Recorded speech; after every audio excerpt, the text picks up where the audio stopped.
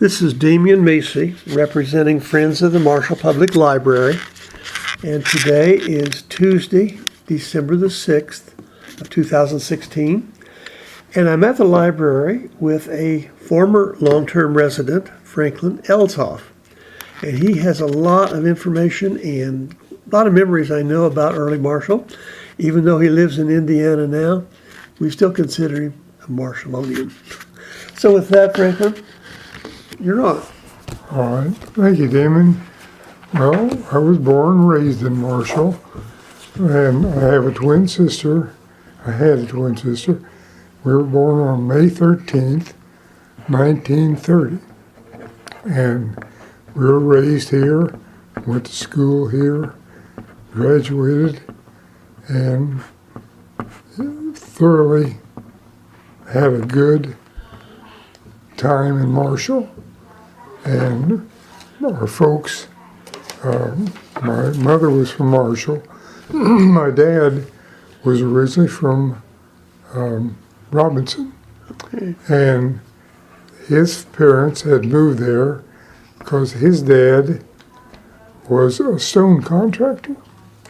And they did big buildings and what you call setting stone. Mm-hmm. And it'd be like pieces of Indiana limestone, maybe 2 feet square.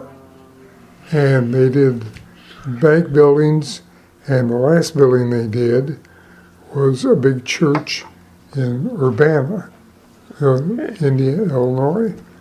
And it was at that job site where my granddad was in the bell tower, and it was in the wintertime, and the ice had formed on the scaffolding, and he fell out of the bell tower to the ground and broke both legs and had a wire sticking out of one. And from that time on, they never did another building. He retired, and but it was after that that my dad went into the monument business, monuments and markers and cemeteries. Franklin, if I could ask you a question, you talk about a limestone block, 2 by 2. Which I don't know what the weight of that was, but it must have been tremendous. Well, it probably been around 500. Oh boy.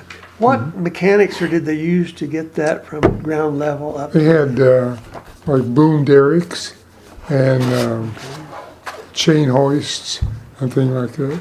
Most of the time they set it with probably a boom hoist, but they had what they call, it was like a scissor, a big scissor, and it had tongs on both sides, and they would drill holes in the side of it and put the ends of that big tong in there, and then they lift it up and bring it over and then set it in the mortar. Now when you say that, I think of the old ice tongs they used to use. It was that same idea then? Same idea. Okay. Yeah. But my granddad dabbled a little bit in stone and granite, but he was, and I've got this in the material, he was a stone carver. And a lot of people think people that worked in the stone mills were sculptors. But a sculptor basically does busts, heads, and people, and like I put in there, that most people have seen soldiers on horses. Yeah. And those were sculpted. Now, sculptor. Now, a carver did all kinds of window sills and keystones above the windows and the cornice above. So if you look at a lot of buildings, big ones, they'll have all of it up there, and it's all stone. Some fancy ornate work that kind of stands out. Okay. Yeah, that's what my granddad did in the stone mills in Bedford and Oolitic, Indiana. And what was his name? His name was Samuel Franklin Ellshoff. Okay. Name was Franklin, and my grandmother's name was Nellie, and she was originally from Lawrenceville. And my dad was born in Huntingburg, Indiana, and then they moved to Lawrenceville, and then after that they moved to Robinson. Got a little closer to Marshall then, didn't they? Yeah. So that pretty well covers my grandparents on my dad's side. My dad was born in 1903, and as I put in the material there, he was born just about the time when everything was being invented and produced, like the automobile, the airplane, Yeah. and all those things, and electrical things, and it was probably one of the good times of his life because he enjoyed those things. And he was born in Marshall? No, he was born in Huntingburg, Your dad was Indiana. born in Huntingburg? Huntingburg. Mhm. Yeah, okay. Now, mother was born here in Marshall, and she was born in 1904. She went to grade school here, went to high school here, and skipped a grade, and I don't remember what grade it was, but she skipped those, and then after she graduated from high school, she went to University of Illinois, and her majors were Greek and Latin. And she lived and just enjoyed Latin. And even when my brother and sister and I were small, she would still quote passages in Latin. Yeah. Did she teach or anything with that, Not with the Latin with the Latin? or the Greek either. Greek was like like being a minor, like that, but it was a major. So she had two majors like that. But she never taught that. But now when she was ready to go into her senior year, they ran out of money and was getting to the place where it was getting close to the Depression. And there was one of her uncles here in Marshall, Foster Martin, who owned a clothing store on Locust and 6th Street, which became the E&L Okay. restaurant and a hangout for the kids.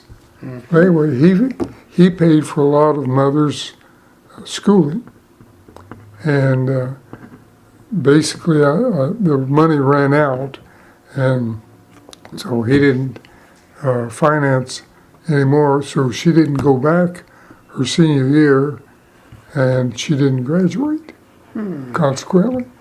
So she never went back and finished. But after she left her junior year up there, she got a job in Flat Rock, Illinois, down by Lawrenceville. And down there, she taught Latin down there. And I think she also taught math. And she taught there 2 years. And she always told Mary Lou and Harold and me about the barges and steamboats coming up the Wabash. And the Wabash River was only about 5 miles from Flat Rock. And she told about the barges and loading on grain, and the barges would unload coal and things like that. And it's hard to believe today that barges and steamboats came up the Wabash. I think they were in pretty much transportation on up to Terre Haute at one time, Yeah, and then yeah, it just gradually, I think the so. river filled in, and the accessibility moved farther and farther down. Yeah, that's what it was. So she taught there 2 years, and then she got married. She and my dad got married. Now that's a story within itself. And as I mentioned, our whole family has been musical. I mean, all of us play an instrument. Mother played for the silent movies when she was young. And my dad played trombone and in high school, and he was very good. And so he decided he'd audition for the circus band. So he auditioned and he got the job. So he quit high school his senior year and traveled with the Hagenbeck and Wallace Circus for 2 years. Yeah. And they were out of, I think, Peru, where most of the circus stuff is. It's Hagenbeck and what was it? Hagenbeck and Wallace. Wallace. Somewhere I've seen an old poster for them. I don't remember where it was. That's what it was. So he traveled with them for 2 years and ended up in California.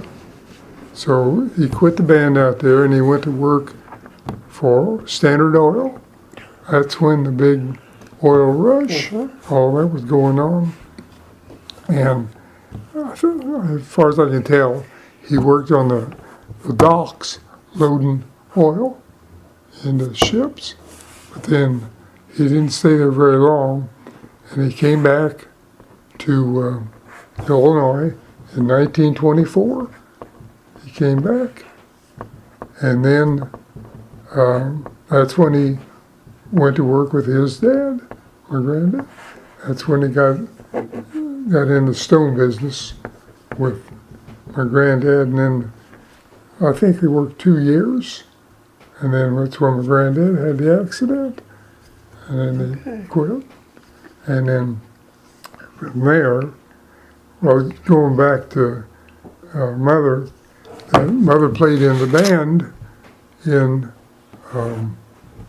Flat Rock, and my dad also played in the band at Flat Rock, and that's how they met, to run the band. So it's one of those musical things again. So Okay, now your dad's name was Earl Franklin. Franklin, Earl. and your mother's name was Mary Louise. Earl Franklin. Okay. Mary Louise. So my dad and mother dated, and he lived in Robinson. And as I mentioned, the money must have been pretty good in California because he bought a brand new Hudson 6. There's a picture of that with him. Wow. New one. And my granddad always kidded my mother about, he could always tell when Earl was coming up the highway on Route 1 because he had a cutout on the muffler and about where the old poor farm used to be.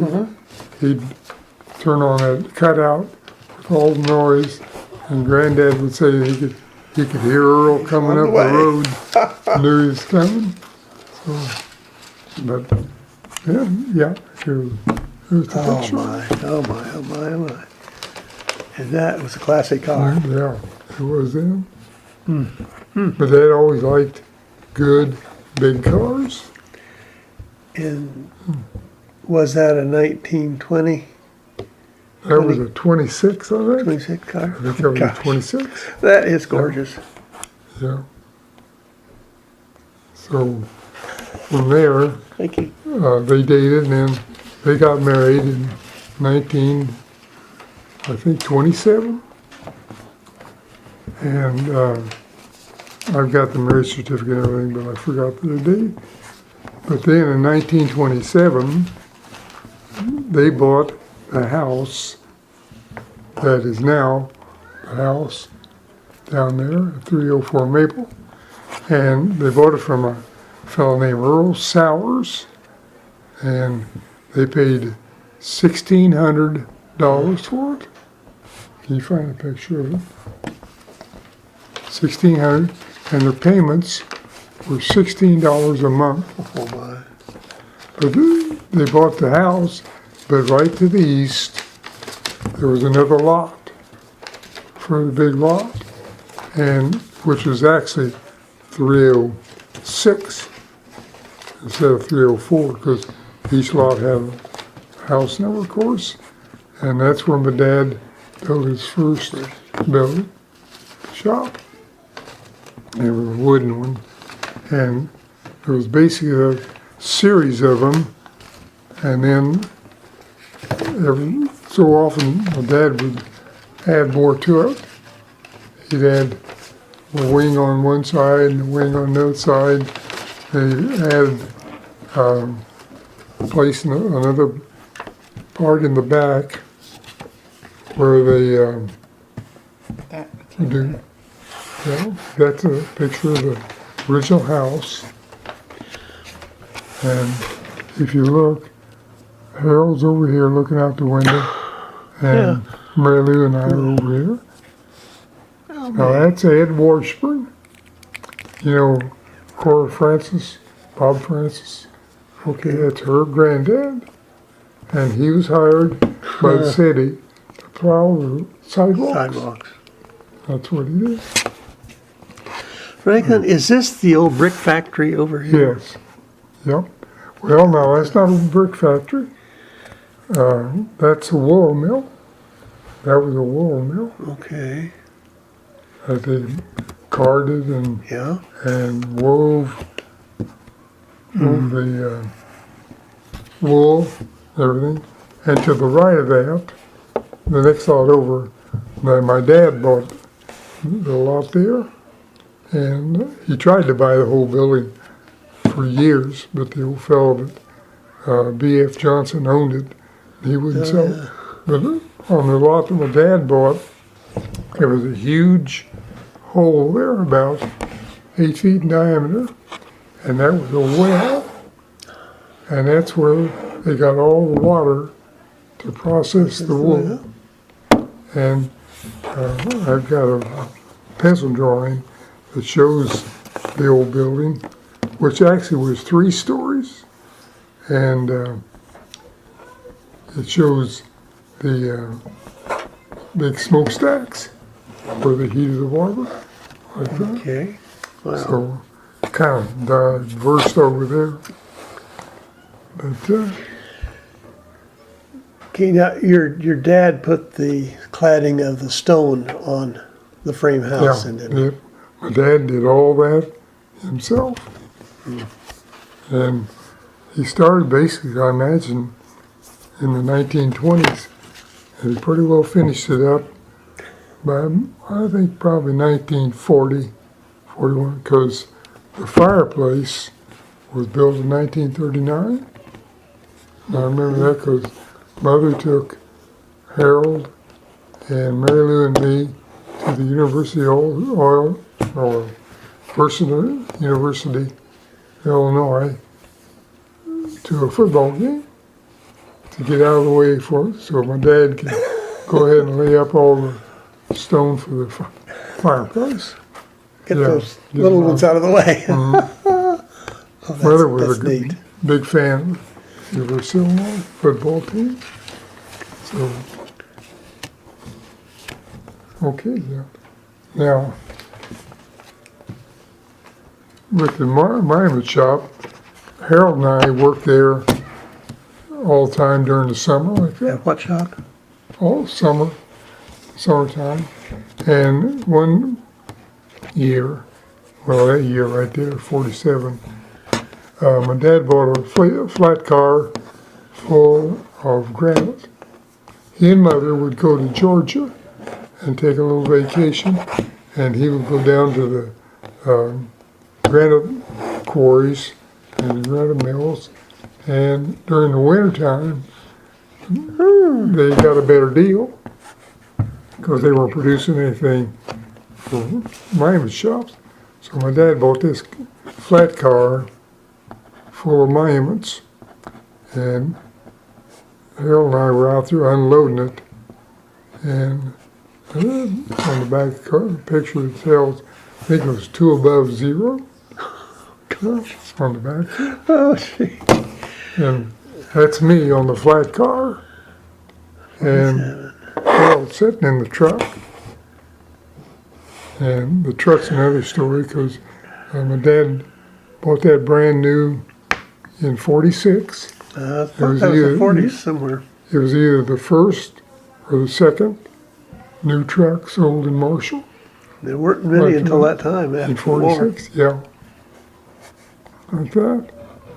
So, but I mentioned this in the material that if you didn't get the material unloaded out of a flat car or a box car within a certain time, basically a day or day and a half, they charge you to merge. George. And so we're out there with 2 above 0, getting that off of there, which you did. Now, Franklin, I see the granite, I see you in a truck. What did you use to get it from here to the truck? Okay, this Is this the big lift? big crane. Crane? Okay. Yeah, that's the way itself too. After the war, of course, everything that you can imagine was sold surplus. Yeah, everything. And there was a place in Chicago named Groban, Grobn, Groban Supply. And I forget what the address was. I've got one of their catalogs that they put out for years. And my dad somehow got wind of these bomb cranes. That's what it is, the bomb crane. So he always wanted an easier way to load and unload granite. So he and Harold got on the train over in Terre Haute. And you ever hear of the whippoorwill? Uh-huh. Okay, went to Chicago. He and Harold got on the whippoorwill, went to Chicago, and stayed up there, and went to this Groban Supply, which had all kinds of surplus. And they bought the crane, and had it shipped down here, and then put it together here, and put it on the truck. And it works. Yeah, and it's still sitting in the back of the shop out here. Yeah, it's still there. But it was kind of funny because this company up there, they'd buy all kinds of surplus, and they had Jeep engines, just the engine, and they had this catalog that Dad had, and they had it for $15. I told him, Dad, I said, I'd like to have one of those. I want one of those. He says, you're not going to get one of those. He says, those are nothing but junk. So I didn't get a Jeep engine for $15. But that's the story of that. But Harold and I worked there every summer and sometimes after school. And I remember my dad did a stone, I don't know whether you remember, flower bed out in front of Basil Moore's Oh, yeah. funeral. Okay. My dad did all that, and he made Harold and me to come down there after school and help cut the stone and mix mortar and doing that. And I thought, I don't want to do that now. I want to be uptown, like that. So, but we went ahead and we worked on the evening sometimes after school.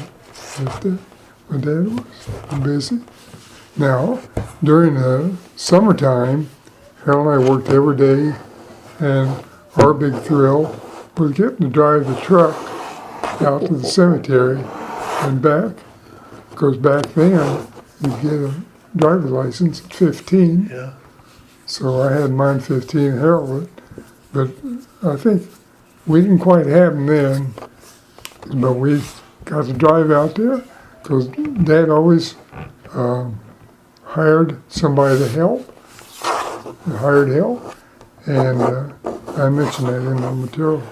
And one guy that worked the most was his name Oscar Bush, and we'd go out there, and he'd be riding in the passenger seat, and if I'd be driving, then we'd be driving along there, and he'd reach down and shift it in neutral.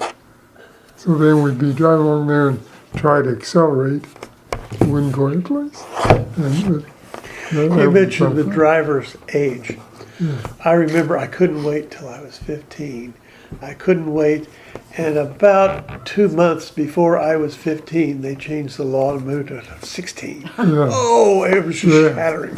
That's back then. Just went up to the courthouse and filled it out, and got There it. you go. You're on wheels. That's right. Yeah. But, So you really didn't mention you had a brother, Harold, yeah. and then Mary, Harold was Mary Lou. Harold was 16 months older than Mary Lou and me. 14 one, Was 14 months. 14, Okay. And I think. mother had 3 of us in diapers at the same time. But that's one of the good things about my dad. He was in there and he helped mother all the time. So there wasn't, she had her hands full with us, but my dad was right there with her. Was your mother involved in the business at all? Mother? Yeah. No, she was. Now she could sell a marker mine if she had to, if dad was gone, something like that. And she could do that, but she didn't do anything with the business. Maybe that was 16 months. Maybe that was 16 months. I think it was 16 months. Harold was born I was thinking it was in 14. January Probably was of 16. 1929. And Mary Lou and I were born in May of 1930. Okay. So, Would that be 16? so we all grew up right together Sure did. like that. And of course, with a small house, like you see there, there was basically only 3 bedrooms. And so Mary Lou slept in one bed over here, and Harold and I slept in the other bed. And then later on, while my dad was still remodeling the house, he added on another bedroom. Yeah. And added on another bedroom in the front for Mary Lou, so she had her own. You mentioned some interesting things about the woolen mill and all, but in those years, do you have some particularly fond memories about Marshall and downtown? And Oh, yeah. Things going on. yeah, elaborate Yeah. on those just a little bit. Yeah, well, of course, the candy kitchen was a big thing, and probably everybody says that. And that's when Emer Hall and Martha. Martha Rademacher had it, and that's where all of us went. Now, sometimes we go down to the E&L. Now, the E&L was busy, more busy on weekends, on Saturday night, because a lot of kids went down there that didn't go to the candy kitchen. So it was kind of, I guess you kind of cliquish, where one clique would go one place, one clique go the other. So that's about it. And then, of course, the theater. And we went to a Saturday matinee, and it was 10 cents. 10 cents to get in. And it was always a Western, always a Western. And always before the Western, they had cartoons. They played a cartoon. There used to be I think it was RKO newsreel also quite often in there. Well, that was big during the war. Oh yeah. They show that they were showing of a movie. Yeah. No, and speaking of the war, that's probably one of the biggest things that left an impression on me, because I was 12 and 13, 14, 15 when it started. And so that really has memories for me. And I mentioned that in there, I think. that during the war, especially, that all kinds of war goods would come through Marshall, and especially on the trains, and the folks would take us out to Pennsylvania, and we'd be out there and watch the trains go through with trucks and sometimes a boat and tanks, and I remember all that. And I thought, and at that age, I thought I would really like to be old enough to be able to be a pilot like that. Now, that's what your uncle was, right? Paul, Uncle Paul Okay. was, yeah. I think I mentioned that to you once. I can remember I forget how flying many over here. missions he completed, but it was a huge, huge number Okay. of missions that he completed. Yeah. I want to say 68 or something like that. Yeah. Quite, then- quite like him. But the car dealerships was another drawing card for me because I enjoyed anything mechanical. And so, and Simpson Chevrolet was the big thing. And I'd go down there, especially in wintertime, and sometimes spend all day and just hang around and watch Craig Rowe mines work. And nobody ever said, you know, get out, you can't be back here, insurance won't be any good. Security wasn't much of an issue then, was it? So, and that's when Ralph Geckler also got in it. And Ralph would let me take the car in the garage there and wash it, like on a Saturday. Oh boy. Didn't have to do anything, see, as far as being out in the cold, so I could wash the car there. But those are some of the things, like you mentioned before. There are, what, 5 dealerships here? And I don't really remember the old Maxwell that Brandon Trails, Steen. not Trails, but Brandon Steen, I think, at one time had yeah, that. Branston. Had the big old stuffed horse. Oh, I remember Uh, that. I'd like to know where that is today. Yeah, you know. Probably not in existence. Yeah, probably gone. But as far as Marshall's concerned, Marshall was just a nice little, what I call a farming community. And it's what they call today flyover country, that nobody cares about it, the central part of the country, except the people that live here. Yeah. And of course, back then, you knew everybody. And, you know, we go to band concerts at night, on late Friday night. Of course, the dad played in the band all those years. Never locked the house, never closed the door, never closed the window. Just Wow. went. What a contrast. Yeah. And now, even over where we live, South Indianapolis, you know, everybody locks their doors, and they have to, which is totally different. You're talking about cars. One that always fascinated me somewhat, I guess just from the styling of it, was a Studebaker. I Yes. remember Percy Stanfield had the dealership there. And they were just an unusual looking car, but really were remarkable and efficient, Yeah. economical Very, vehicle. very. Do you remember the first one he got? I remember the first one he had, and they were down there at Rhodes' Garage, It drew a lot of, Clayton Rhodes' Garage, okay, and he's kind of showing it off. drew a crowd, didn't it? Yeah, and people around it, and everybody said, well, it looks like it's coming and going. Because it looked like the back was the front was the back. Yeah. Then he had a dealership. Did he have a dealership over in Harlan House? It was just a little east from there. There were a couple of houses. Okay, yeah. And then there was a building, and he had, I believe, the Studebaker dealership in that building. It would have been about in the middle, about where some of the Dollar General store is. Okay, all right. Now, the house right next to the Harlan house was where Weiser's lived.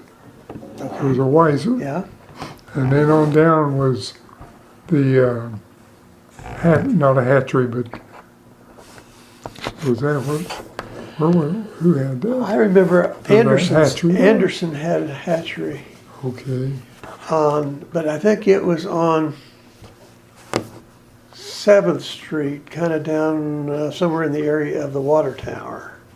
okay. So it had been kind of a diagonal across the street. Now that's my. Now, a fellow named C.C. Pack, who lived east, right down where you go down the hill and come back up, there on Archer.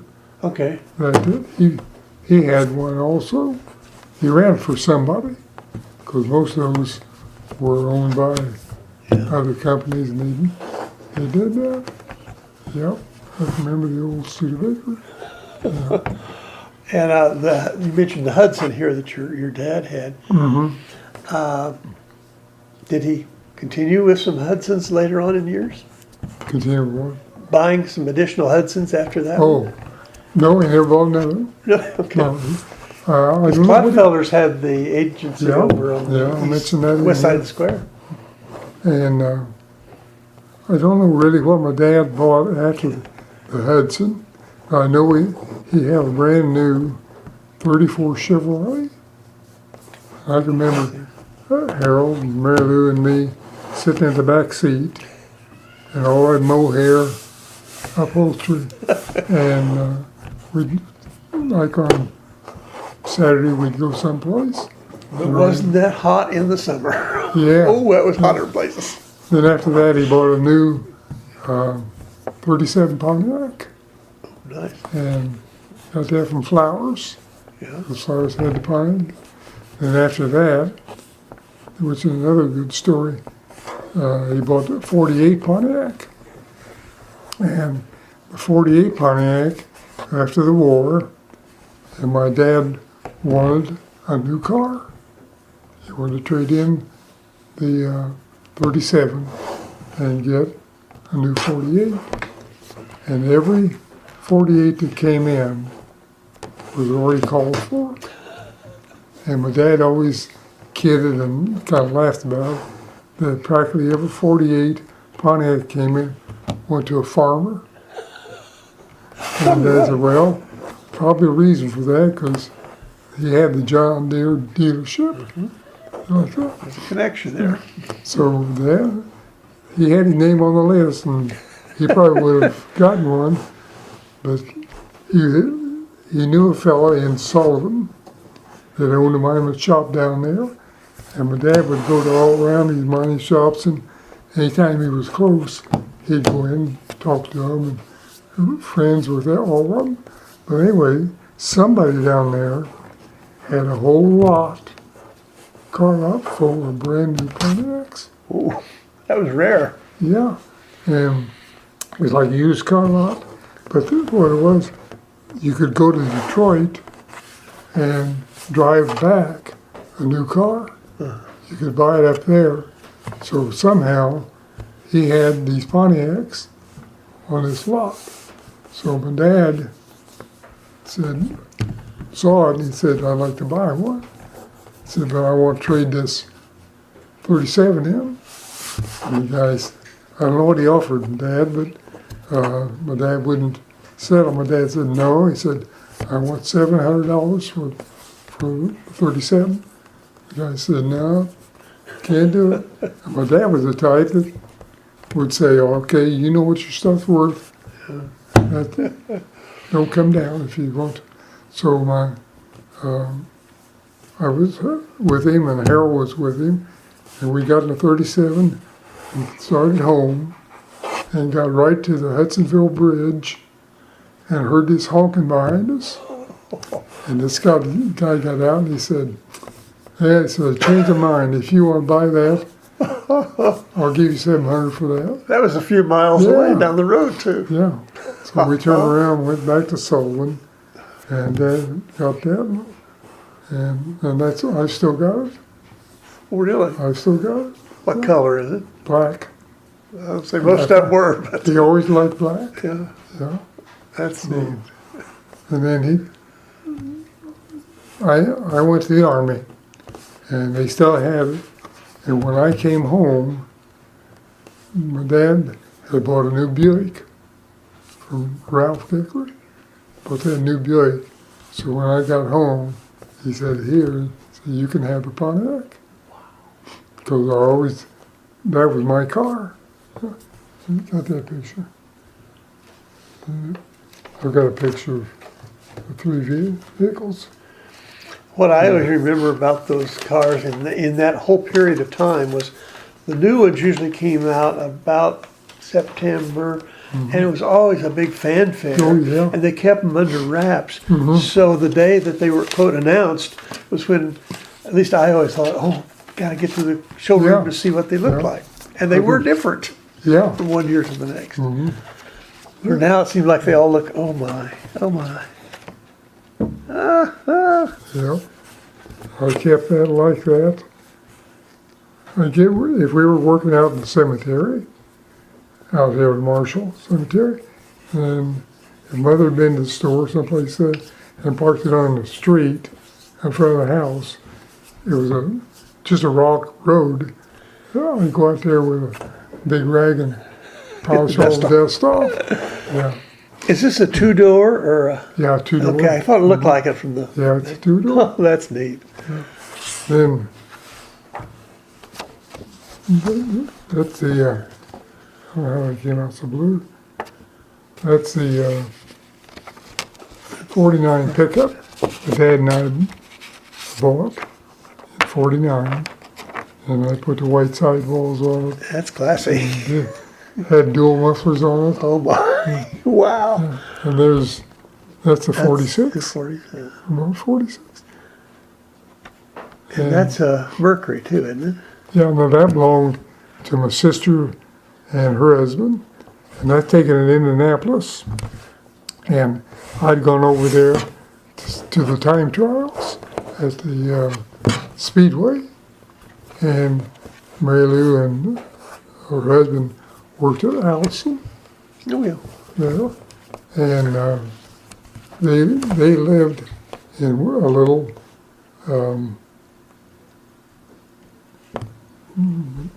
little house. What would they call it? Percy Stanfield sold them. Oh yeah. They weren't modulars then. National homes. They were national homes. Nationals. Yeah, they bought that little national home, and this whole area was national homes, and it had been an airfield, had been an airport, and they went in there and cleaned it all out. A development. Built all those nationals. Wow. And the thing about the house is all studs were 2x2s, no 2x4s, and they were made in Lafayette. That's where the factory was. They made every splinter count, didn't they? Yeah. So, but that's, Are there some particularly fond memories you have about school here in Marshall? yeah. Excuse me. Yep. Now, grade school was fun because they made learning fun.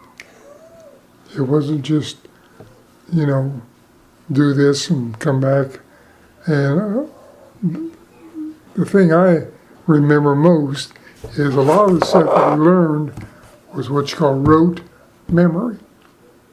I remember we had a third grade teacher, or fourth grade maybe, Miss Rutman, and she taught us math by learning them by rote memory.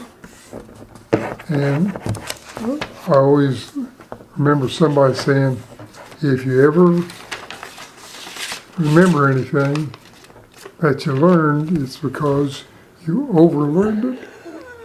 And I always use the illustration that a doctor has to memorize everything about the body. He doesn't have time to go in and pick up a book and look, see what it is. So I wrote memory. But I remember all the teachers we had. Did you go to the South Side School? We went to the South Side. And back then, we got out at 12 o'clock, went home, Oh. had dinner, and about 11:30 or 12:30, they'd ring the bell, and everybody, all the kids would go back. But the only thing we had, as far as things to consume, food-wise, was I remember we had the little bottles of milk. Okay, yeah. It was about a quarter pint or something like that. And we had those in the first and second grade. I remember that. I remember Mrs. Friedenberger Okay. was a second grade teacher. And What year would that have been, Franklin? probably 37. Because my mother taught there in the early 40s. She did? Okay.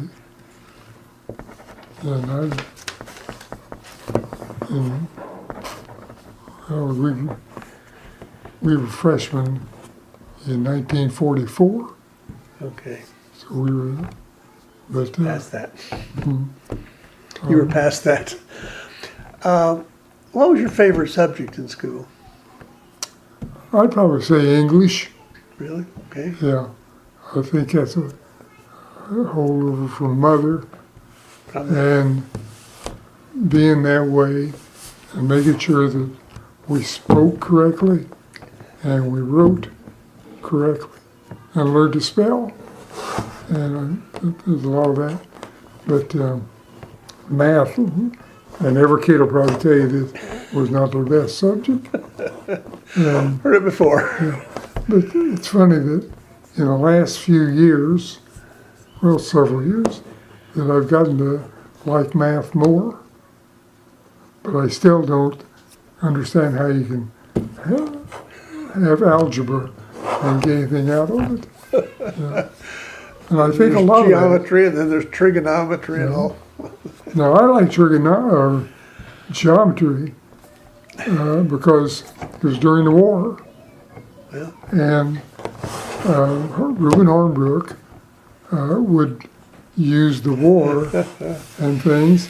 And we had a course called aeronautics that he taught. And the things that he taught were like geometry, the angle of attack, and the angle that the plane would take off. And he'd use those, and so he'd teach aeronautics and geometry, both. He applied it right to the current events, that sounds like. Huh. And yeah, that tied in real well because of all the stuff going through Marshall military-wise, and us being in high school. And I can remember airplanes flying over, and like the P-38s and B-17s and fighters and things like that. And I can remember the old DC-3s pulling gliders Yeah. coming over Marshall. I remember the blackouts too that we used to have once in a while. Not too often, but we had some of them. And Yeah, because our that was a dad, scary time. Dad was a, what do they call him? Was, It was the watch. yeah, on watch and had the helmet and all that. I forget what they call it. Yeah, well, he did that. Yeah, had to turn out all the lights. And did they run the siren? I'm not sure. I don't recall that they did. I don't either. I don't believe so, but I'm not sure. Because it was a thing to try to dampen the fact that you were even there, Yeah, yeah. or even on That's right. Earth. But during the war, and the airplanes flying, I remember one time a P-38 came over, and as it came over and dived into town like that, and as it pulled out and climbed, the guy did a barrel roll. I'll remember that Oh my. like that. But a lot of them were probably ferry flights where they're ferrying airplanes from one place to another. Like that. I got to ride in a B-17. I belong to the Experimental Aviation Association, and they have a B-17 that they send around the country every summer. And they were in Bloomington, Indiana, were there, and they take rides. So, being a member of that, I went down there, and you got to pay for it. That's the catch. And yeah, That'd be an interesting experience, though. yeah, got to get in there and see the bomb bay, and we could go up and stand between the pilot and the co-pilot. And some of the guys, mostly they were older like me, they were more very agile than I was. They got up and they rode in the nose turret, and where the navigator would ride. And one guy I remember on this flight went clear back in the tail, but you couldn't get back to where the tail gunner was. You get right to it because they wouldn't let you go back in there. It's a very confining area, too, isn't it? But they had the tracks where you could walk up to the cockpit and right over the bomb bay doors, like that. So, but that was a fun flight. Man. I really enjoyed that. I got my pilot's license back, I don't know now, in the 80s. And I flew a couple times after that, and then the price went up, and they got too high. Our son, he's got his license. The last time he flew, I think it was over $100 and some an hour. So that takes the guy out of money. Yeah. But you're talking about in Marshall and the grocery stores like that, a number of them. And yeah, there are all kinds. And I remember Mealings, and Mealings had a brand new 39 Chevy sedan delivery. And there was a guy, I forget his name now, delivered groceries for Mealings in it. And I was always hanging around Western Auto. And he also, that's when I was in grade school, high school. And he'd get an order to go out, and I'd go with him. I'd get to ride in that sedan delivery. And I always remember that. I think it was brown. And one of the things about the Western Auto is I bought a lot of tools when I was a kid, and Western Auto was basically my hangout. Place to go. Bill Goodwin Oh, yeah. had it then, and there was a fellow, and I can't remember his name now, but he had a little bicycle shop in the back of the Western Auto, and he repaired bicycles, did things like that. And so I'd be back there and I'd watch him and do that. And he got drafted. And so he said, "You want to fix bicycles?" I said, "Well, yeah, like that." And Bill Goodwin said, "Well, if you want to, you can work right back there." So the guy said, "Well, here's all the stuff I've got for bicycles." And what it was a little wooden box with a few spokes in it, some bearings, and I don't think there are any tools in it. And he said, "Okay, you're in business." Not even a screwdriver or a pair of pliers. So anyway, I worked at the back there, and I had a going business because people bought a lot of bicycles, and I made bicycles. I would take parts and put them together and re-spoke wheels and do all that and build a bicycle and then sell it. Because you could still get parts during the war. I remember my dad tried to buy a car because the old one was not too sure, and he couldn't buy one. No, So he bought a used bicycle and rode it to work. there was a fellow right down the corner from where we lived, worked at Velsko, and he had a bicycle with a breezy straightened engine on it. And he rode Wow. that thing out there to Velsko every day, except for the weekend. And it'd be like snow on the ground, cold. Got that one away. Well, it had the engine, see, the Briggs engine. And he'd ride that thing out there all the time. So anyway, I'd buy parts.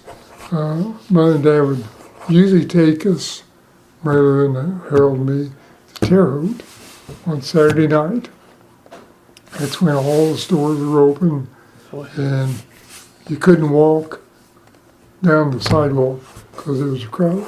And there was a place over on Ohio Street called Sayers, Sayers, Sayers, and they were a bicycle shop and had all kinds of parts.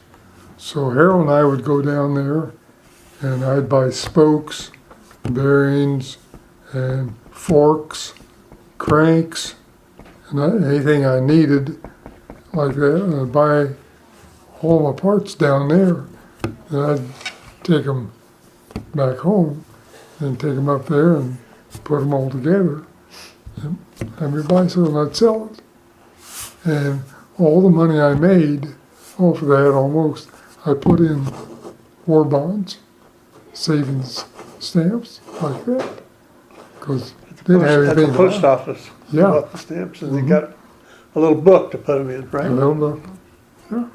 Now, someplace Mother had some left, and I don't know whether my sister's kids got them or not. We've got some of them. Have we got one? Uh, I remember there was a school program too, war bonds. and all War that, bonds. Yeah. That you bought the stamps at school, and I don't remember what we did or how, but anyway, we got the stamps and it was a thing in school Okay. to do, and you could take them somewhere and get a cash into a Yeah. bond. Bonds were $18.75. 75 cents. 1875. Yeah. Well, then, But that was $25 when it matured. yeah, when matured, then Bill Goodman got drafted. Oh dear. So he closed up the Western Auto, and I had to move out. So I moved all my stuff down to the shop down Maple Street. And my dad, one of the additions he built on was a place for a little office in there. So I took all my stuff and I did my bicycle work in that little part of the shop down there. So I'd put bicycles together and repair them, and people bring tires, or bicycles need tires. That's when they had the old high pressure tires, and there was no inner tube, just the tire itself. And they glued on with a wooden spoke wheel with the old gasket cement, Yeah. and Remember those. put that on there, and people come get them, pay me, and I go up and buy another bond like that. So then, we're talking about that truck. In '49, my dad said, well, we probably need a pickup, because if Dad had to go to the cemetery or anything while we were working, he had to take a car. So I left Mother without a car or any transport. So we bought that in '49, and I took all my bonds and cashed them in to help buy that. I think I had probably a little over 200, maybe not quite $300 in bonds. Do you happen to remember what that truck cost? 1,300, Okay. 1,320. I always remember $1,300. Which was a lot of money. It Yeah, back then. was. You look at it today, It was cheap. And that was a deluxe model, too. Okay. Like that. But, yeah, and I think, well, the 10.5 truck, I think was $1,200. And I've got the bill of sale and the check that my dad wrote for the truck. I think it was $1,200 something, but it was signed by Ralph Geckler. Kepler? But what the bill of sale is a piece of stationery of the The Chevrolet dealer. garage, yeah, and written on there, 1946 Chevrolet, and like that, and the price, and signed by Ralph. That's a bill of sale. It worked though, didn't it? Yeah, that's it. So that's about it. And the rest, the thing about Marshall is that, and I was saying, knowing everybody, I was probably in 3/4 of all the homes in Marshall, because you knew all the people, and you could go in and see them. Like that. And I guess the thing I remember then, I was talking about my uncle and aunt living around the corner from you, and people visited with each other. Oh, yeah. Sunday afternoon, you Yeah, visited yeah. and communicated, and people don't do that much anymore. Well, see, the valley right down there beside their house went right by the shop and back of our house. And if he was out or anybody else there, you just stand there and you talk, shoot the breeze. Yeah, And people sat out on the front porch a lot too. So if you're walking by, you'd stop and that's visit. right. Yeah. But people didn't go walking just for the exercise. Oh, They walked because they went someplace. I remember down on the corner, there was Selma's Grocery, and who's was it? Selma's, Selma George. where Selma George. Selma George, yeah. And mother would go down there, and she'd walk down there to the store, but she had one of those little carts, and she'd take that cart down there and get the groceries, and then walk back home like that. And if I'd go down and get anything, I'd just say, well, put it on mother's bill. And you did that then. Then, It was usually a big box with all of the little tablets of yeah, orders in there with Yeah. the name written on the Yeah. back, Yeah. on the spine of it. yeah, that's what it was a tab. Yeah. It's amazing how things have changed. Not always all for the better either, I Yeah, guess. you never know. Yeah. Well, where along the way did this young lady happen to come into your life? Her? Yeah. Okay. I was going to Indiana State when I came back from the Army. I went to Eastern my first year. That was in '53. I got out of the Army in '53. And I was kind of just loose ends. I didn't know what to do. Harold was already home from the Navy, and he was working in the shop with Dad. And there wasn't, back then, a lot of work for 3 people then, as far as, living off of the business. So, and Mother was a lot of the push, I think. So I went up to Eastern and looked around like that, and I thought, it might be all right. So I enrolled in that fall, '53. And I took all the required courses, and I took a course in mechanical technical drawing, but they didn't have a big industrial arts department. And so that's about the only thing I could get then, was taking English and history, and I forget what else now. But anyway, I decided that I wanted more than that, so I went over to Indiana State, and they had a whole department of industrial arts, and all the machines and wood shop, machine shop, a metal shop, welding, and they had all that. So I thought, no, I'll do that. So I transferred from Eastern Charleston to Indiana State and Terre. Well, going back and forth, and then also hanging out at the candy kitchen. I met Joy, and so what was it? 57, 56, probably. 56, probably.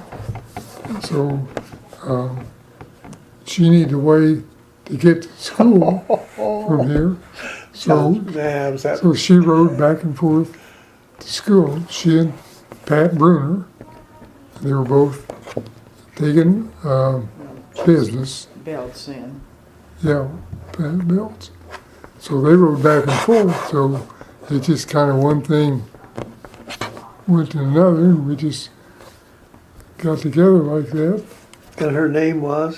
Flanner, Joy Flanner. And she lived up by Clarksville. And your dad worked for Geckler's up there, No, he worked for Bob Liston, Bob Liston. and then he worked down here at the Culvert plant. Mm-hmm. But I actually grew up in the West Union area. That to me was home. Mm-hmm. I was there about 8 years. So we started dating then, and then I graduated. She was a year behind me, and then I got a job teaching in Elkhart, Indiana.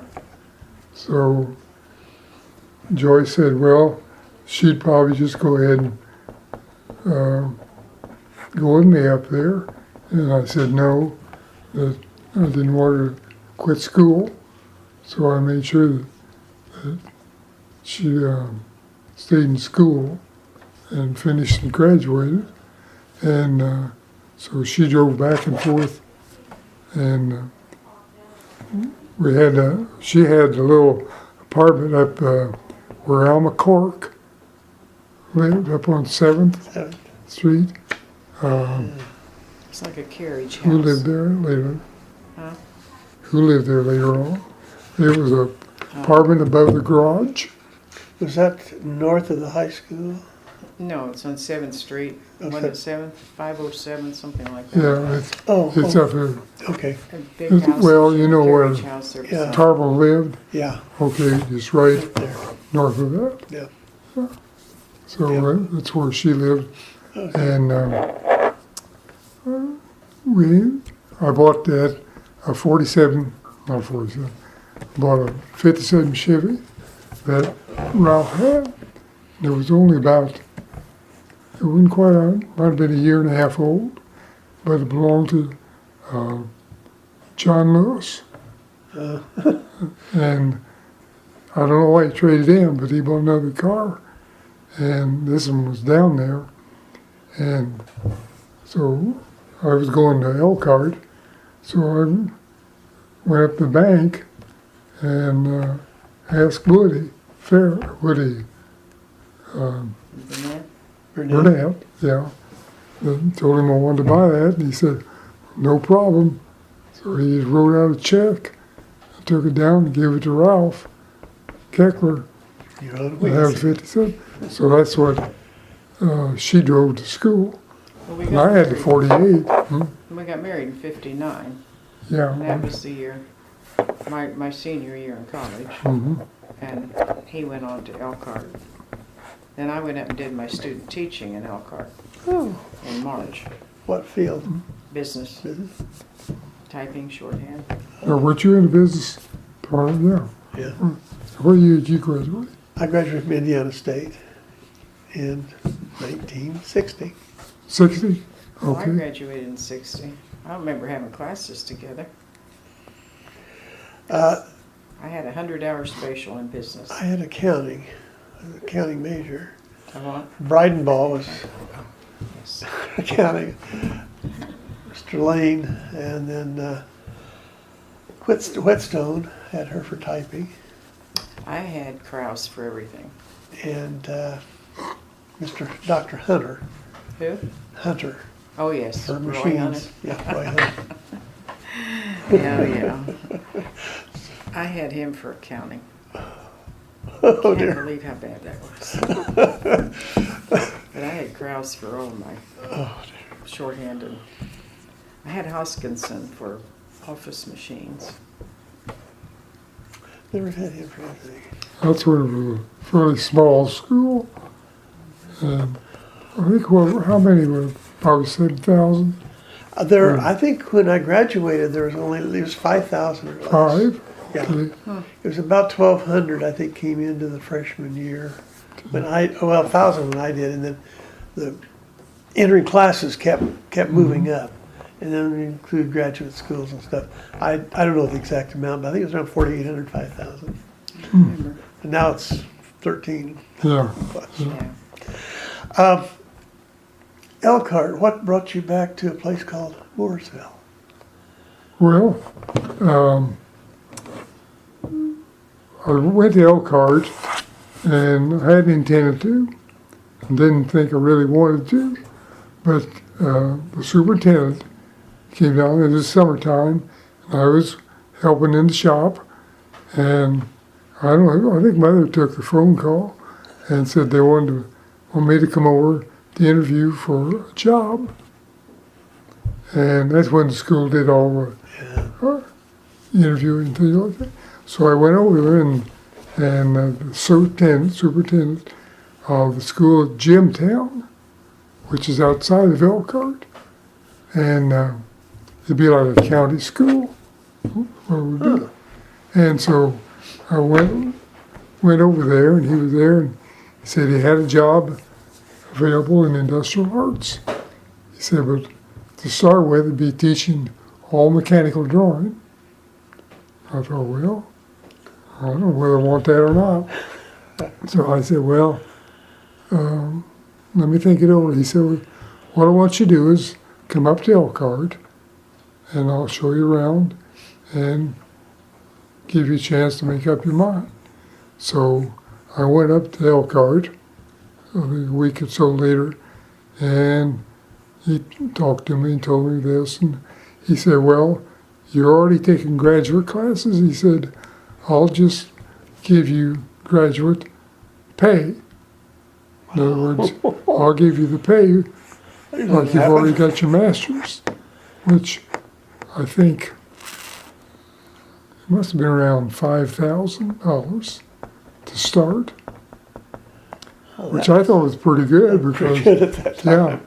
but getting master's pay, and he was wanting somebody to teach, so that's how I ended up in Elkhart, and I was up there 4 years, 3, wasn't it? Well, almost 4. 49 to 63. Yeah, 59 to 63. Yeah. And I was So- up there 3 years. Yeah. So I stayed up there that length of time, and so I had a minor in geography. In fact, I had a minor in geography, a minor in music, and if I'd taken a few more classes, I'd have had a minor in business. Oh, wow. Yeah. Oh, remember, I took insurance, and I had Eberhard. Okay. You remember him? Oh, yeah. Yeah. I had him for some classes. Yeah. But I didn't go ahead and take it. I took a lot of geography classes. So what I wanted to do was go ahead and get maybe a geography major and go into something else. And so University of Illinois was the drawing card because Mother had already gone there. And they had a pretty good geography department. So I went over there and talked to them to see what they had. So I went ahead and enrolled, quit up there at Elkhart, and went over there, and we were married then, so we moved everything over there, and of Champaign, and started in and worked in the geography department like that. But I found that it was too cliquish, that if you came from another school, that they kind of standoffish like that. And they made me take another class in meteorology, and I mentioned to the instructor that already had meteorology. He said, "Doesn't make any difference. We don't care what you had, any place." So I said, "Well, okay." So I stayed there in the geography department, and I did well, and had to do term paper like most graduates. And I thought, well, I'll go ahead and go over and see what they've got in the vocational department. So I transferred to the vocational department over there. And so I got my degree, which is called a specialist. It's a specialist. It's a degree above master's. And so I got that. And so then, after I graduated from there, then a friend of mine, well, I went over to, they have a placement there too, and there was a placement for a teacher in Mooresville. And it was not actually Mooresville, it was Decatur Township, which is part of Indianapolis. And so I went over there, and the fellow, one of the guys that I was in school with, and took a lot of classes with, taught there, and he was head of the industrial arts department. And they had all this material and machinery and everything in all these different classes. And so they hired me to teach electronics, which I was into electronics and enjoyed it. So I went over there to Decatur Township and taught electronics. And so we needed a place to live. So we went over, and I think we were in the camper, weren't we? And we stayed at Lieber State Park, and we went around looking for a place to live. We were looking for a house, because we had bought furniture. That's another story, up in Champaign. And we rented a house in Champaign from the car dealer up there that had the Cadillac dealership named Park Hill Cadillac. And he owned all these homes out in this one area. So we moved from there and moved to Mooresville, but we found this house. No, we didn't find the fellow that I went to school with. His wife knew these people in church, and he worked for IBM. And this house was 2 years old, I think, or a year and a half, and brand new. And he was going to New York to school at IBM, and they wanted to rent it. So she said, there may be a chance. So we went down and talked to these people that owned the house. And they were getting ready to move, so we rented the house for a year. You had a roof over your head. It was in Mooresville, like that. And it was a new area. And the funny thing about it, that most all the people out there work for the airlines. Oh. And the guy right behind us, a couple, he was a pilot for Allegheny Airline. And then he moved up and became a pilot for Lake Central, wasn't hmm? it? Lake Central? Yeah, Lake Central. Then he became something else, I forget. So anyway, we rented his house, and when they came back, they wanted to move out in the country and wanted to sell it. So we bought it. And we've been there ever since. That's where you are now. Yeah. That was what, 65? Moved there in 65. Great.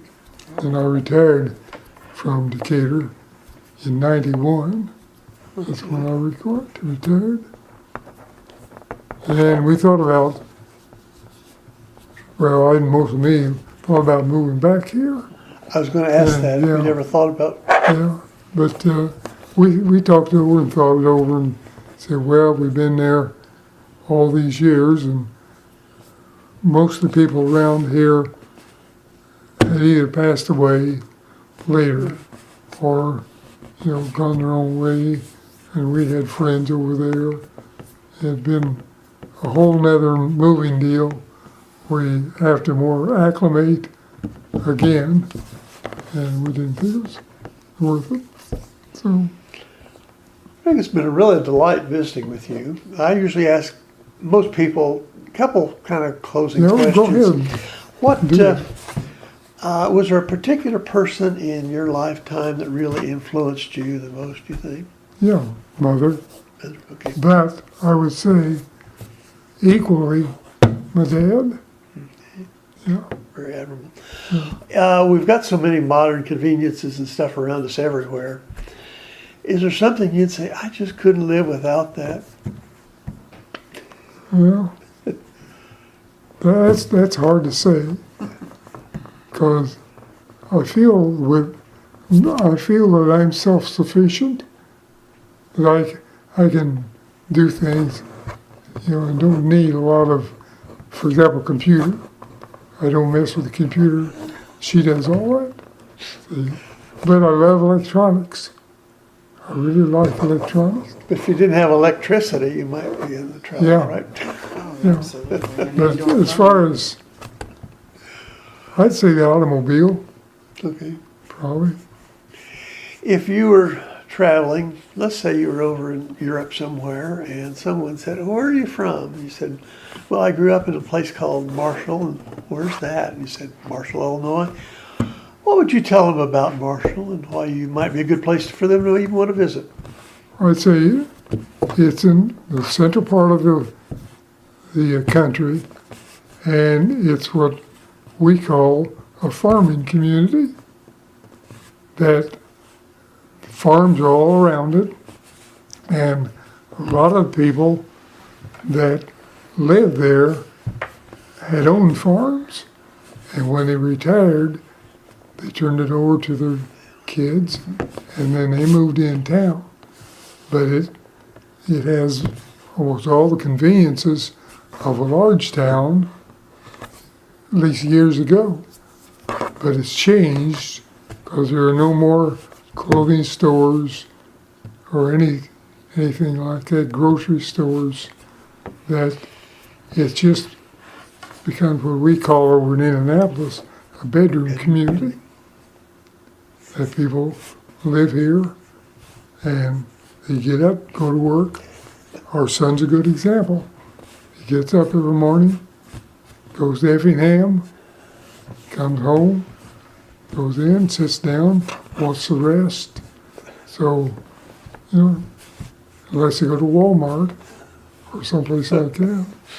But it'd be hard to describe it in the terms that I remember.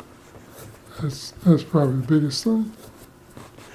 Well, as I say, this has been a real joy, and I appreciate your time in coming over to visit with us.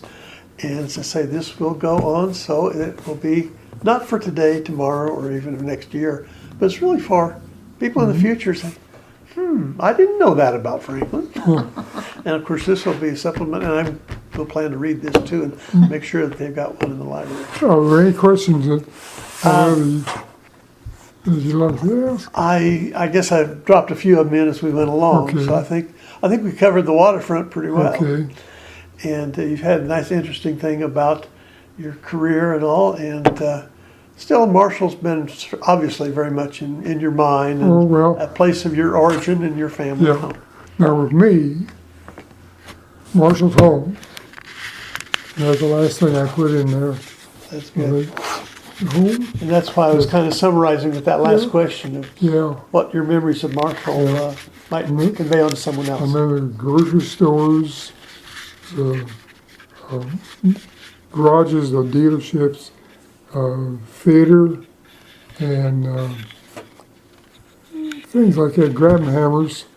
You know, Mother bought all of our clothes at grabbing hammers. Hedges too. Hedges, yeah. And Wilfons? Yeah, not so much Wilfon, because we were already grown and gone. Oh, one of the things, I guess I'm selfish, because Harold went to the Navy in '57. He auditioned and got in the Naval School of Music. And he spent about a year and a half going to school, getting the equivalent or more in music than what I got at Indiana State with a minor. So, and music was his whole life. So that's a lot of it. But see, he was gone from 47 to 52. Okay, I didn't realize it was And that long. so I was home all that time. Mary Lou was married and gone. So I had to run the whole works. See? So I felt like, you know, and if I wanted to take the car and go someplace, my dad never said no, unless they were going someplace. And then when we got the pickup, you know, that was great, like that.